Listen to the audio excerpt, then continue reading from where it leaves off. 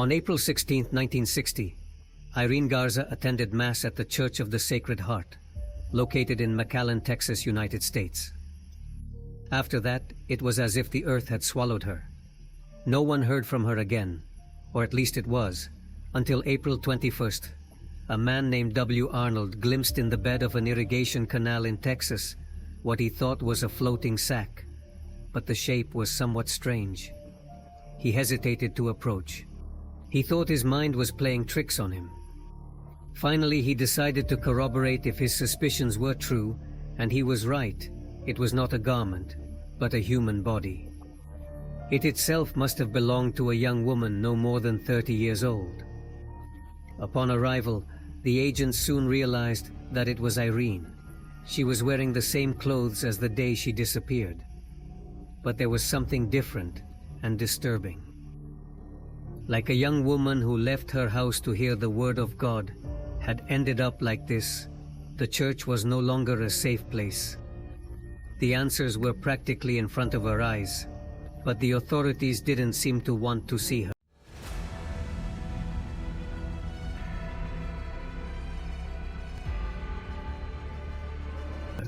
November 15, 1934, in the city of McAllen, located in Hidalgo County in the southern Texas border region known as the Rio Grande Valley, his parents, Nicolas and Josefina Garza, were owners of a dry cleaner.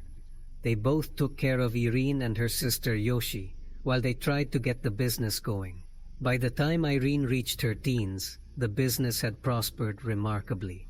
The family moved into a neighborhood north of the city where living conditions were better. There, the young woman began studying at McAllen High School.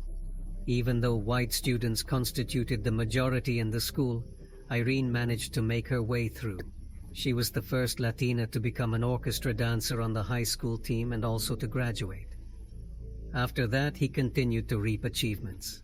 He was the first person in his family to attend university in 1958. At 23, she won the Miss All the Love of South Texas pageant. During that same time, she was also crowned Queen of the Dance at the Pan American School. Far from the stereotype of beauty queen to which we are accustomed, Irene was a kind and attentive young woman when receiving herself. She served as a second-grade teacher at Thigpen Primary School, a school in the south of the city. Most of her students, they were low-income children, and many times Irene used her own salary to buy things they required and could not afford. Despite being a beloved citizen, she was extremely shy. She only started to feel more confident when she became secretary of the PTA. All the time he didn't occupy at work, he used to practice his faith. He was a member of the Catholic group the Legion of Mary went to Mass, and he took communion almost every day. When she turned 25, Irene still lived with her parents, not because she lacked money, but because she wanted to take care of them. They were extremely proud of the woman they had raised. Everything seemed to indicate that Irene would have a long life surrounded by love and joy, but sadly, this changed. April 16, 1960. It was Holy Saturday. The young woman informed her parents that she would go to the evening Mass at the Church of the Sacred Heart and would take the opportunity to confess. She put on a large blue skirt with green and light blue flowers and leaves, along with a sleeveless brown blouse. Then she carried a small black leather purse and a pair of white high-heeled shoes. Despite the heavy rain, he arrived at the scene around 7 p.m. His arrival caught the attention of several parishioners. Since she was very pretty and never went unnoticed, night fell and Irene did not return to her house. His parents thought that perhaps he would have stayed in the church for the Easter Vigil, the time when the resurrection of Jesus is commemorated. They decided to wait a few more hours before starting to worry, but 3 a.m. arrived, and there was still no sign of the young woman. Nicholas and Josefina hurried to the police station to report his daughter missing, without knowing the vast amount of time it would take to get answers. That same morning, The police began an intense search along the Rio Grande Valley, which was joined by dozens of volunteers. The first day ended with no news.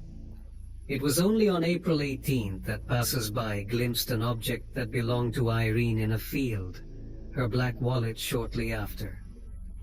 On the side of the road they found a white high-heeled shoe.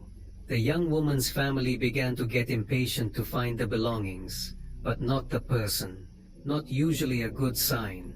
The next day they had some hope. A woman called the Garza's house, alleging that Irene had been kidnapped and taken to a hotel near Hidalgo. However, the police discovered it was a big lie later. Another person told him a waitress at Hindenburg that she had murdered Irene, but the agents quickly learned that it was a bad joke played by a man in a state of drunkenness. Time passed, and the young woman's absence became more and more noticeable until on April 21st, all fears were confirmed. A man named W. Berno glimpsed in the bed of an irrigation canal what he thought was a floating sack. As he approached, he realized that this was something much more terrible. The body of a young woman did not take long to call the police, who quickly showed up in the area. It was located in Texas, several miles from where Irene's belongings had been found. When they saw the body in the water, they had no doubts. It was the missing young woman. She was still wearing the same clothes she had on the day she went to Mass. But there was something disturbing. Her blouse was unbuttoned, and under her skirt, her underwear was missing. The agent suspected the worst had happened to him, and the autopsy confirmed it. It stated that Irene had been hit with a sharp object, which left bruises on both eyes and on the right side of her face. She was then abused while she was unconscious and eventually died due to asphyxiation. The agents set to work to catch the culprit. Although there was a problem, any physical evidence that might have identified the attacker as hair, blood, or DNA appeared to have been washed away during the time the body remained in the canal. That's why they decided to start the investigation by questioning all the people who might have seen her during her last hours of life. Among them was John Bernard Fight.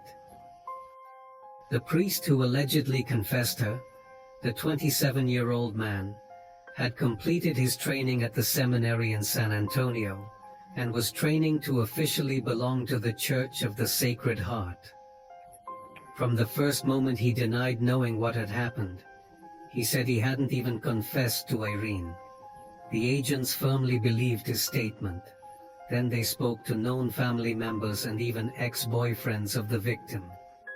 But no one seemed to know anything. Increasingly confused, they questioned 500 people in several Texas cities, including known criminal abusers. 50 of them were subjected to polygraph tests. Totally blindly, they offered a reward of $2,500 for any information about Irene's death, an amount greater than any amount of money previously offered in a murder case in the Rio Grande Valley. But the days passed, and they continued without even a hint of who the murderer might be. The whole city was in suspense. South Texas businessmen posted bounties of $10,000 for the criminal, but they got nothing either. Finally, 2 weeks later, what appeared to be a clue came up. Investigators dredged the canal and found it in the riverbed near where they had found Irene's body. A green device that was a slide viewer. The police provided a photograph of the object to the press for publication. 2 days later, they received a response, which left them completely speechless. In a handwritten note, Priest Fight admitted to owning the device, and that was not all. He also said that he had attended to Irene the night she disappeared, but that it had not been in the confessional, but in the rectory, more specifically the parish priest's house. He remained firm that he knew nothing more about the subject. The agents decided to interview all members of the Church of the Sacred Heart. Father O'Brien testified that he had seen Fight take Irene to the rectory to hear her confession, which was unusual. In addition, he commented that he had seen scratches on the priest's hands and arms that same night, which had caught his attention strongly. Fight had to be questioned properly. When they took him to the police station, they took the relevant photographs and noticed that he still had lines of blood on his hands. When the detectives mentioned it to him, the priest claimed he had a reasonable explanation. He related that days ago he had broken his glasses, since he often played with them nervously while listening to a confession. He went to the pastoral house of his church, a short drive away, to buy another pair of glasses, and when he returned, he realized he didn't have them. He had to climb the fence and the brick wall to get to the second floor of the building. There was something about his statement that didn't add up. If he'd climbed, he'd have abrasions on the inside, not the outside of his hands and forearms. Despite everything indicating that Fight's behavior was suspicious, detectives announced that he had passed polygraph tests and that they could not link him to the abuse or Irene's crime on April 22nd. Local Police Chief Clint Massey told the Ocala Star-Spangled Banner newspaper, "We just don't have any convincing leads at this time." However, 3 weeks later, another event was surprisingly connected to the Maria America Guerra case. A 20-year-old student contacted the police and reported that about 20 days before Irene's death, she had been attacked in another Catholic church, located 16 kilometers from the Church of the Sacred Heart. In her statement, Maria stated that a priest, whom she did not know, had surprised her from behind while she was kneeling on the communion rail and had covered her mouth with a handkerchief. The attacker managed to throw her to the floor, but she bit him hard on his fingers, feeling the blood liquid in his mouth. Her attacker was so surprised that Maria managed to escape. Given this, the agent's suspicions fell again on Faiti. They placed in front of the young woman a row of photographs of different men dressed in t-shirts and pants. I don't hesitate to point out the priests. Police summoned Fait, who admitted to visiting a priest at that church on the day of Maria's attack, but denied assaulting her. However, the rumors about him only grew, and the local church? I wasn't happy at all. Its leaders tried to convince the citizens that it was impossible for a priest to be involved in such a violent crime. They moved Fait to a Catholic medical center in St. Louis, Missouri, away from the public eye. At that time, members of the Catholic Church who were accused of a crime could take refuge in churches or monasteries where they lived anonymously. But Fait couldn't hide. For a long time, in August 1960, he was arrested and accused of attempting to abuse Maria America Guerra. A trial was held in 1961, but the Hidalgo County District Attorney found the evidence against him too weak for a conviction to avoid being tried again. In 1962, Fait pleaded guilty to a lesser sentence. Aggravated assault. They fined him $500, but he was never put behind bars. His position in the church seemed to have rendered him untouchable. After the trial, the church moved him to Adson's son Ivy, a monastery in Missouri. However, the priest did not seem to have a vocation for the monastic life. He refused to spend the rest of his life in that environment towards the end of 1963. A superior decided that Fait was ready to return to the world and was allowed to enroll as a philosophy student at Loyola College in Chicago. In January 1964, Fait dropped out of college and moved to the town of James Sprint, New Mexico, where he was installed in a monastery for priests with problems ranging from substance use to intimate abuse during the 7 years he spent there. Fait rose to the position of supervisor of the center and was in charge of more than 80 priests. Among them was Father James Porter, who arrived at the center after it was known that he had abused children. In the 1960s, Faita authorized that she will work in another parish. Porter was later expelled and imprisoned for assaulting around 100 children. Finally, in 1972, Fai gave up the habits. He spent his life in the city of Phoenix, Arizona, where he married, had 3 children and many grandchildren. He continued working in different charitable organizations, such as the Society of St. Vincent de Paul, always under the protection of the church. Meanwhile, Irene's family continued to demand justice for the young woman's crime, but no one paid attention to them. Nicolas and Josefina died, without knowing that 42 years later. The case would take a 180-0 turn in 2002. McAllen Police Chief Victor Rodriguez reopened the case and put Officer Rudy Jaramillo in charge of the new investigation. In August of that same year, the polygraph examiner who had taken the fate exam in 1960 said he questioned the results.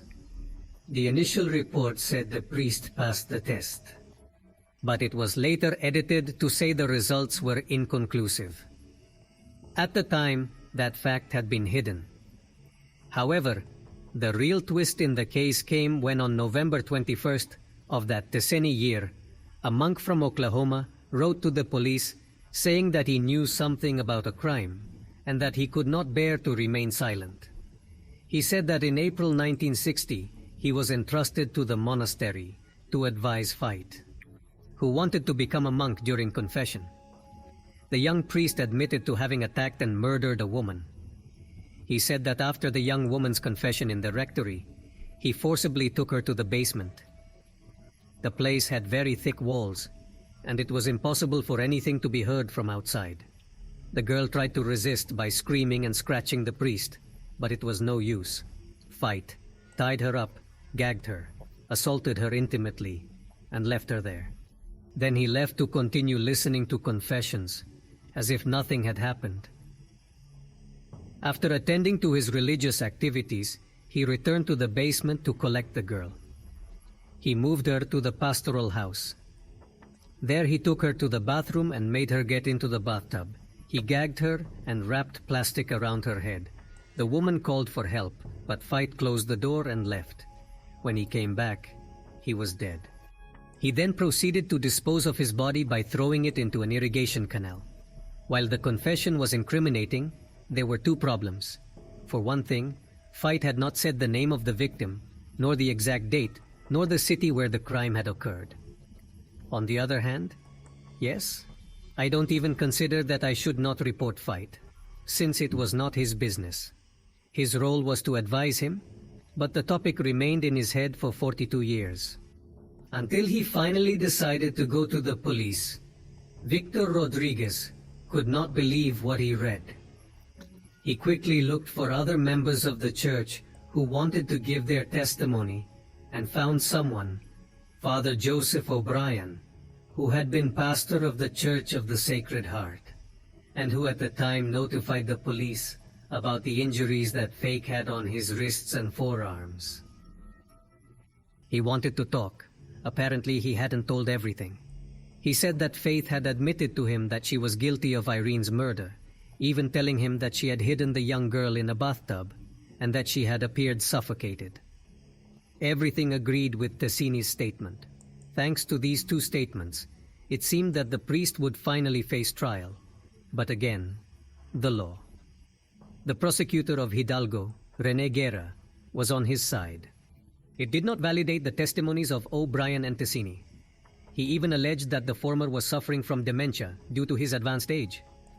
He was reluctant to review the case, claiming that the initial police investigation had been of poor quality and that there was no physical evidence.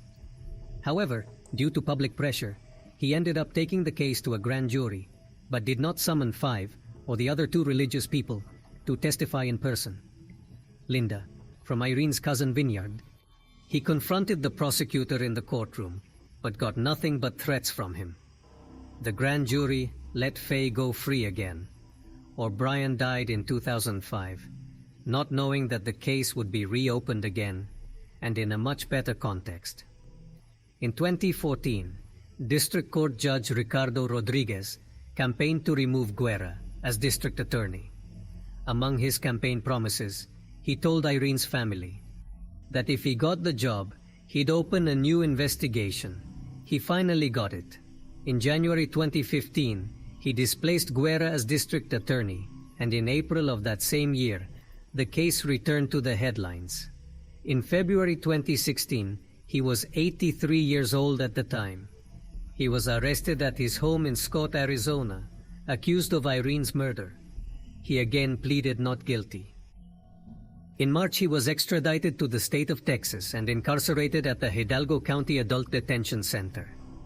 The prosecution asked for bail of $750,000, while the defense team asked for it to be lowered to $100,000, claiming that Fight had cancer, kidney and bladder in stage 3. However, Judge Louis Ingleterry set a bail of $1,000, which was impossible to pay. The famous priest had lost all his privileges. In March, Tashini testified against Fight in a closed deposition. This was allowed by Texas law due to the advanced age of the witness and exclusive knowledge of the case on the stand.